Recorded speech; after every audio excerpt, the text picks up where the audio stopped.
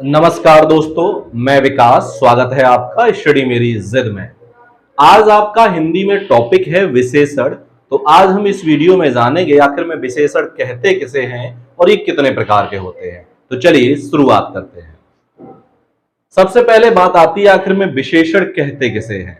तो वे शब्द जो संज्ञा अथवा सर्वनाम की विशेषता बतलाते हैं उन्हें हम क्या कहते हैं?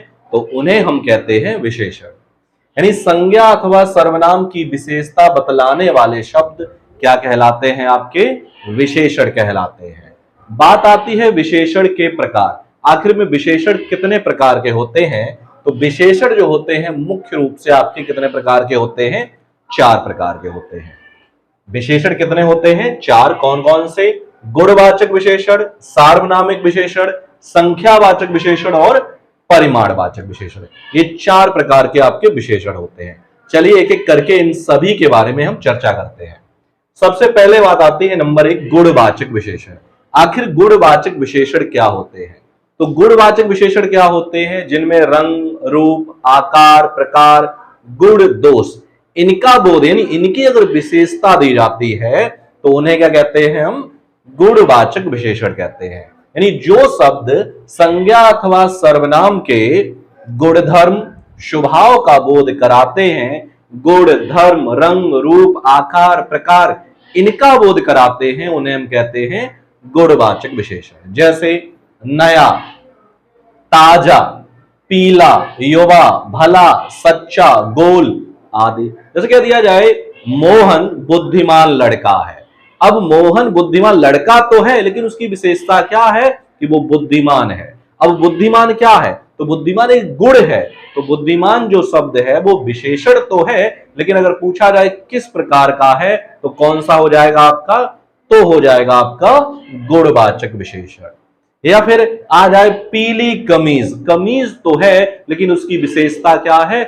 पीली है। अब पीला जो शब्द है वो क्या है? विशेषण है। लेकिन पीला शब्द अगर प्रकार पूछ लिया जाए कौन सा विशेषण है तो गुणवाचक है। तो क्यों? क्योंकि रंग, रूप, आकार, प्रकार ये सभी किसमें आएंगे? आपके गुणवाचक विशेषण में आएंगे। ठीक है, तो आप समझ गए होंगे गुणवाचक विशेषण किसे कहते हैं। तो वे शब्द जो संज्ञा अथवा सर्वनाम के रंग, रूप, आकार, प्रकार, गुण, दोष इनका बोध कराते हैं उन्हें हम कहते हैं गुणवाचक विशेषण। ठीक है।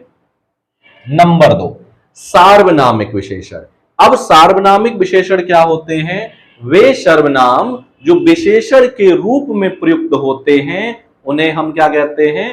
तो उन्हें हम कहते हैं सार्वनामिक विशेषण। यानी विशेषण के रूप में प्रयुक्त होने वाले सर्वनाम सार्वनामिक विशेषण कहलाते हैं। जैसे यह घर मेरा है। अब यहां पर जो यह शब्द आया है वो सर्वनाम नहीं है लेकिन क्या है? आपका सार्वनामिक विशेषण है। ऐसा आदमी नहीं देखा। अब यहां पे जो ऐसा शब्द है वो सर्वनाम नहीं है लेकिन क्या है? सार्वनामिक विशेषण है। भाई हम पता कैसे करेंगे कि ये सर्वनाम है और ये सार्वनामिक विशेषण है? तो एक नोट करके दिया गया है, यदि यह, वह, ये, वे यदि किसी संज्ञा के साथ आ रहे हैं तो आपके क्या हैं? वो सार्वनामिक विशेषण हैं। और अकेले आ रहे हैं तो क्या है? तब वो सर्वनाम है। अब यह जो शब्द आया किसके साथ आया है? घर के साथ आया है। घर क्या है? संज्ञा है। जब भी यह, वह, ये, वे किसी संज्ञा के साथ आए तो आपके सार्वनामिक विशेषण कहलाएंगे। यह शब्द घर यानी संज्ञा के साथ आया है तो ये क्या है? सर्वनाम है। अगर यहीं आ जाता यह मेरा घर है तो यहां पर यह शब्द मेरा के साथ आया है तो यहां पर वो क्या हो जाता? आपका सर्वनाम हो जाता। अगला है ऐसा आदमी नहीं देखा। अब ऐसा जो शब्द है आदमी यानी सर्वनाम है, आदमी के साथ आया है, सॉरी संज्ञा के साथ आया तो ये क्या है? आपका सार्वनामिक विशेषण है। ठीक है, तो सार्वनामिक विशेषण क्या होते हैं?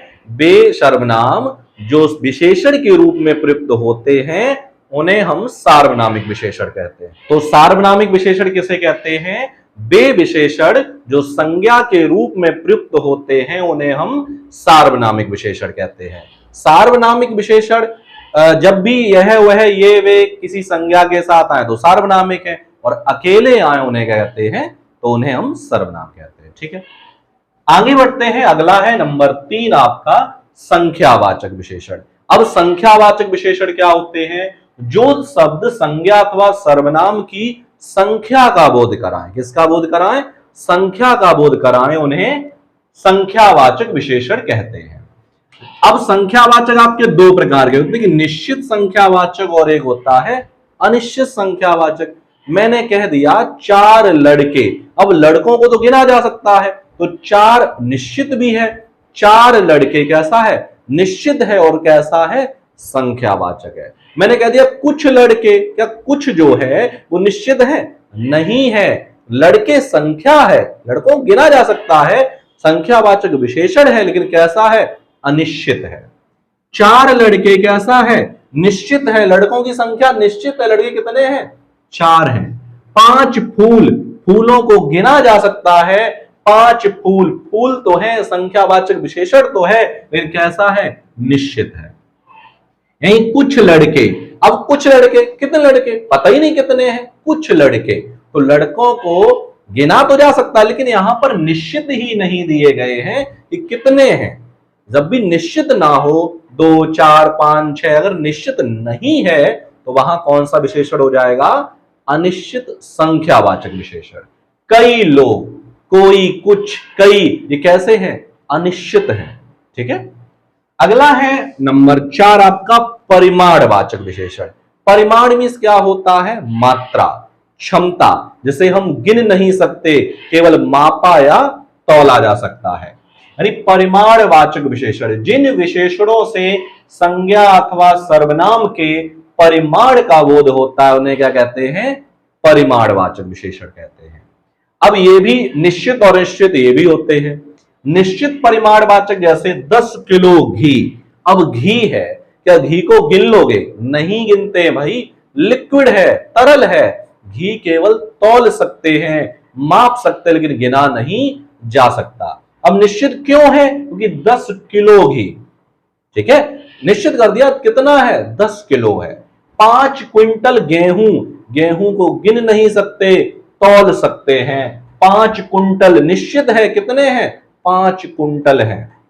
बहुत घी, अब कितना बहुत? निश्चित है कहीं? नहीं है। और कैसा है? घी है, तो परिमाण है। अगर यही संख्या जैसी कोई चीज देता तो बहुत लड़के, बहुत आदमी, तो संख्यावाचक में चला जाता, और वो भी अनिश्चित वाचक। लेकिन घी को हम गिन नहीं सकते, इसीलिए कैसा है? इसीलिए आपका परिमाणवाचक है। थोड़ा दूध, कितना दूध? थोड़ा दूध, निश्चित नहीं है, गिलास भर है, आधा लीटर है, 2 लीटर है, कितना है इसे गिन नहीं सकते, वो अनिश्चित है, मतलब उसे माप नहीं सकते। सॉरी, गिन का मतलब संख्या में जाएगा, जिसे माप ही नहीं सकते कितना है, तो कैसा है? आपका अनिश्चित परिमाणवाचक विशेषण है। समझ गए आप? परिमाणवाचक क्या होते हैं और संख्यावाचक क्या होते हैं? संख्यावाचक में आपका गिना जा सकता है, परिमाणवाचक में गिन नहीं सकते, केवल माप या तौल सकते हैं। संख्यावाचक भी आपके 2 होते हैं, एक निश्चित संख्यावाचक विशेषण और अनिश्चित संख्यावाचक विशेषण।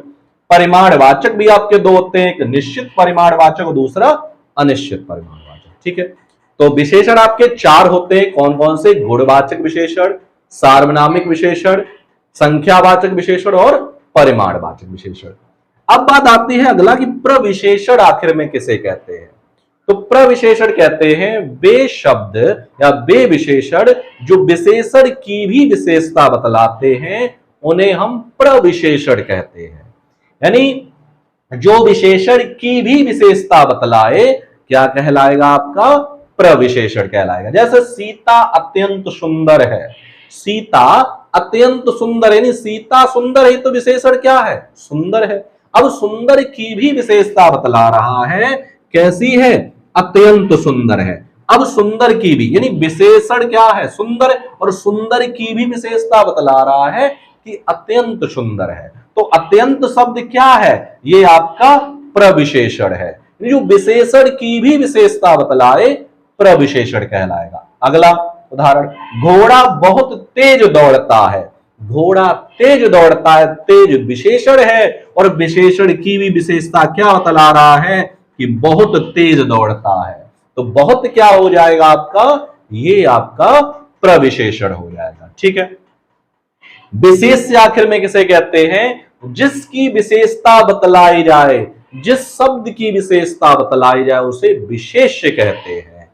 जैसे मोहन काली पतलून पहने हैं, इस शब्द में विशेष्य क्या है? तो इस शब्द में विशेष्य पतलून है। क्या है? पतलून। क्योंकि विशेषता किसकी बतलाई जा रही है? पतलून की बतलाई जा रही है। काली क्या है? पतलून है। तो जिस शब्द की विशेषता बतलाई जाए वो क्या कहलाएगा? आपका विशेष्य, ना कि मोहन विशेष्य नहीं होगा यहां पर। ठीक है, तो ये था आपका टॉपिक विशेषण, और उम्मीद करता हूं कि आपको ये बहुत अच्छे समझ में आया होगा। इस टॉपिक से आपका थोड़ा और बचा हुआ है, जिसमें हम विशेषण की अवस्थाएं देखेंगे। तो मिलते हैं हम आपको अगले वीडियो में, तब तक के लिए धन्यवाद।